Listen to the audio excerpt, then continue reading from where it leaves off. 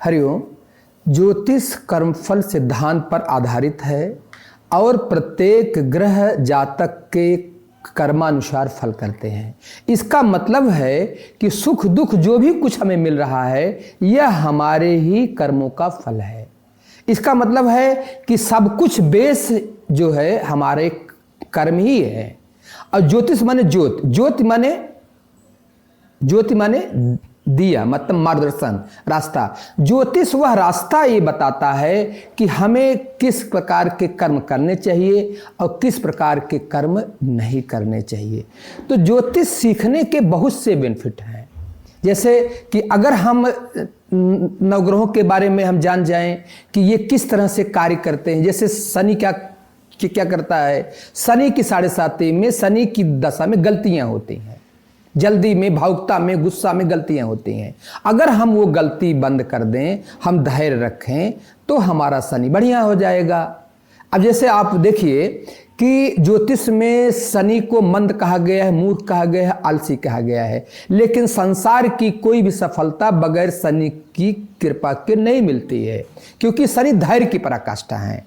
तो धैर्य, तो शनि में धैर्य है। अब देखिए, ज्योतिष में मंगल को साहस का कारक ग्रह कहते हैं, लेकिन विजय का कारक ग्रह शनि है, मंगल नहीं है। साहस का कारक मंगल है, लेकिन विजय का कारक ग्रह शनि है, क्योंकि शनि में धैर्य की पराकाष्ठा है। तो जितना आपके अंदर धैर्य आता जाएगा, क्षमा का भाव आता जाएगा, उतना ही आप आगे बढ़ते चले जाएंगे। तो शनि की जो समस्याएं हैं उसे हम धैर्य से धारण करके हम उसको दूर कर सकते हैं। इसी प्रकार से राहु जैसे है कि राहु की जब आती है महादशा, तो ऐसा लगता है कि हमारा समय हमेशा ऐसे ही रहेगा, अशुभ ही रहेगा, ऐसा मतलब लगता है। लेकिन ऐसा होता नहीं है। कुछ दिन के बाद जब वो अशुभ समय बीत जाता है तो बहुत ही अच्छा समय आता है। तो वही चीज़ हमारा मतलब है कि ज्योतिष को जान करके, सीख करके हमें कई तरह के बेनिफिट होते हैं। सबसे बड़ा बेनिफिट तो होता है कि हमें अगर ये जानकारी है कि ये अशुभ समय है तो हम धैर्य रखेंगे, वो बीत जाएगा, अच्छा समय आएगा और ज़्यादा जो है बढ़ जाएगा। दूसरा चीज़ है क्या कि ऋषियों ने जो है ये बताया है कि ज्योतिष की खोज मोक्ष की प्राप्ति के लिए हुआ है। तो जैसे अगर हम ये समझ रहे हैं कि सब कुछ कर्मफल सिद्धांत पर आधारित है, तो जो व्यक्ति हमें पीड़ा पहुंचा रहा है उसके प्रति हमें क्षमा का भाव आ जाएगा। जो व्यक्ति हमें सुख पहुंचा रहा है उसके प्रति भी कोई राग बहुत ज़्यादा नहीं होगा। तो वही चीज़ है कि भगवान श्री कृष्ण अर्जुन से ये कहते हैं कि जो सुख और दुख में एक समभाव रखता है वही मोक्ष का अधिकारी है, वो निष्काम कर्म योगी है। तो ज्योतिष के सीखने के कई बेनिफिट्स हैं कि एक तो उपाय है। भाई अब उपाय एक दिन में नहीं काम करता है।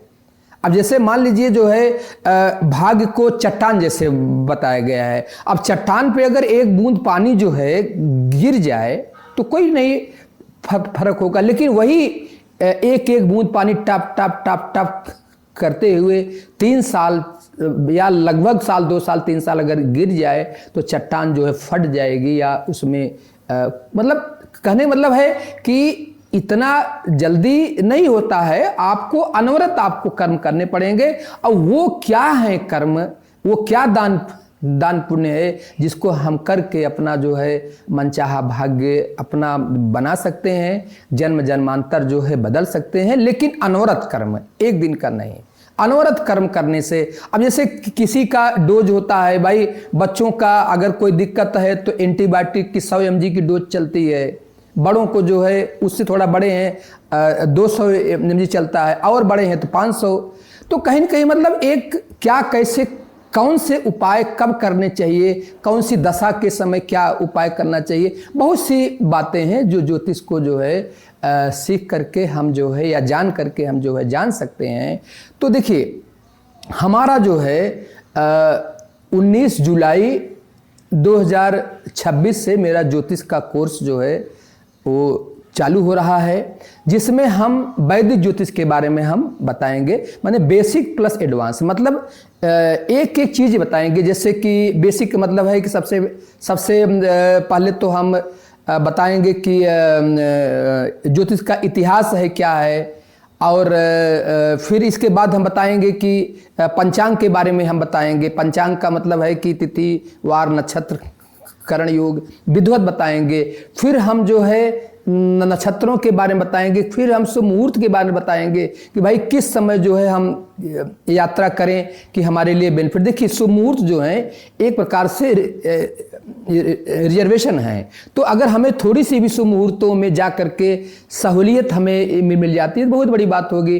तो शुभ मुहूर्तों के बारे में बताएंगे, कब हम यात्रा करें, कब हम यात्रा ना करें, मुंडन का मुहूर्त, मतलब बहुत से जितने भी मुहूर्त लगभग होते हैं उन मुहूर्तों के विषय में हम बात करेंगे।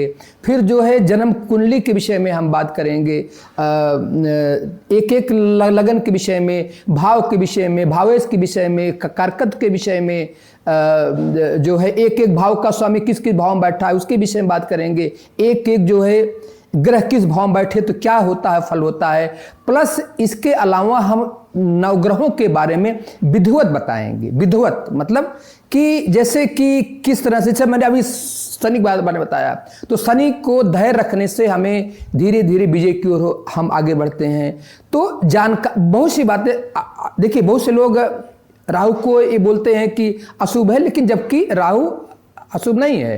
राहु का रंग ब्लू है, भगवान के जितने भी अवतार हैं सबका रंग ब्लू है, आसमान का रंग है ब्लू, समुद्र का रंग है ब्लू। इसका मतलब ब्लू रंग जो है सर्व व्यापकता का रंग है। तो राहु क्या करता है, हमें द्वंद्व देता है, पीड़ा देता है, हमें असंतोष भर देता है, और इसको भर करके अल्टीमेटली हमें हमारे अंदर आध्यात्मिकता के अंकुर का उदय हो जाता है।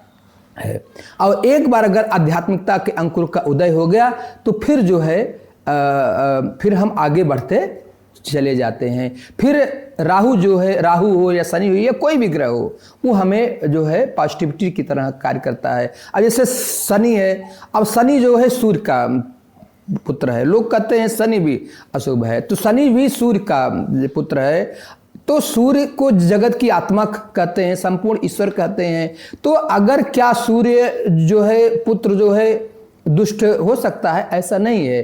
शनि की शिक्षा दीक्षा गुरु के माध्यम से हुई है, तो क्या जो है गुरु ने अपने शिष्य को अच्छे से नहीं सिखाया? ऐसा नहीं है, अच्छे से सिखाया है। तो शनि जो है वो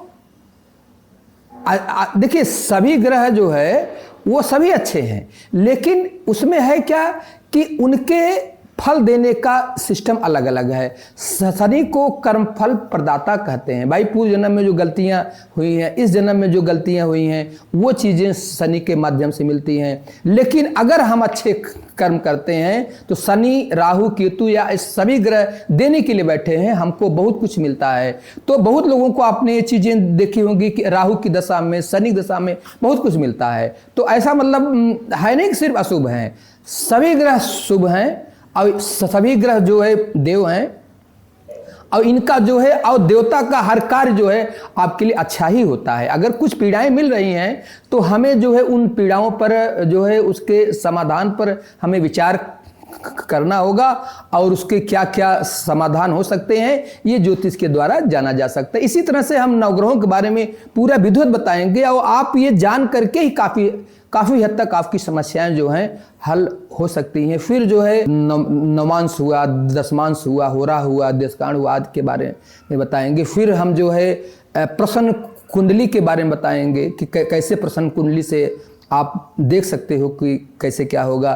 फिर अष्टक वर्ग के बारे में बताएंगे, फिर दशा के बारे में बताएंगे, फिर गोचर के बारे में बताएंगे, फिर एग्जाम्पल जन्म कुंडली के साथ जो है आपको बताएंगे। इसके अलावा भी बहुत कुछ हम बताएंगे, जैसे कि मतलब क्यों जो है सूर्य ग्रहण के समय, चंद्र ग्रहण के समय जपा गया मंत्र सिद्ध हो जाता है, क्यों जो है जब हम मंत्र जपते हैं तो घी का दीपक हम जलाते हैं। बहुत सी बातें हैं कि क्या मतलब राहु केतु मिलकर के सर्प बनाते हैं तो क्या इसका मतलब है, क्या इनके फलों को बदला जा सकता है, क्या हम अपने भाग्य को बदल सकते हैं, क्या उपायों के माध्यम से अपना भाग्य हम बदल सकते हैं।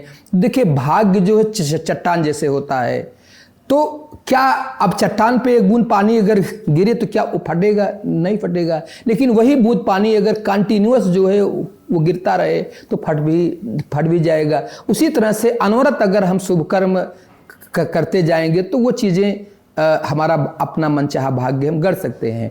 तो इसके लिए बहुत सी बातें हैं जो कि देखिए, मैं ज्योतिष तो सिखाऊंगा ही, साथ साथ मैं अध्यात्म, ज्योतिष का हर उत्तर अध्यात्म से संबंधित है, अध्यात्म के विषय में आपको बताएंगे, प्लस रेमेडी के विषय में बताएंगे, कौन सी रेमेडी कहाँ पे जो है वर्क करती है उसके विषय में हम जो बताएंगे। इससे कोई डॉक्टर जो होता है रोग को डायग्नोस करता है, उसका इलाज करता है, उसी प्रकार से ज्योतिषी भी जो है आपकी समस्याओं को डायग्नोस करता है, उसका क्या समाधान हो सकता है। और वो समाधान देखिए बहुत स्तर पर होता है। धैर्य भी आप रखिए, क्षमा का भाव भी आप रखिए, दान पुण्य भी आप करिए, और भी ज्योतिषी उपाय करके धीरे धीरे, एक सिस्टम से नहीं, कई सिस्टम, जप तप भी है, दान पुण्य भी है, आत्म नियंत्रण है, कई सिस्टम है कि हम उस सिस्टम को फॉलो करके धीरे धीरे हम अपना मनचाहा भाग्य को प्राप्त कर सकते हैं। अगर जो है आप की ज्योतिष सीखने की रुचि है, अपने स्वांता सुखाय के लिए, अध्ययन के लिए, अध्यात्म के लिए और रेमेडी के लिए आप जानना अगर चाहते हैं, नीचे मेरा नंबर रहेगा, आप मुझसे कांटेक्ट कर सकते हैं और कैसे होगा इसके बारे में आप जान सकते हैं। 19 जुलाई 2026 से मेरा कोर्स चालू होगा। अगर आपको ये चीज़ें अच्छी लगती हैं तो आप ज्वाइन कर सकते हैं। आपने वीडियो देखा, आपको धन्यवाद, आभार, नमस्कार।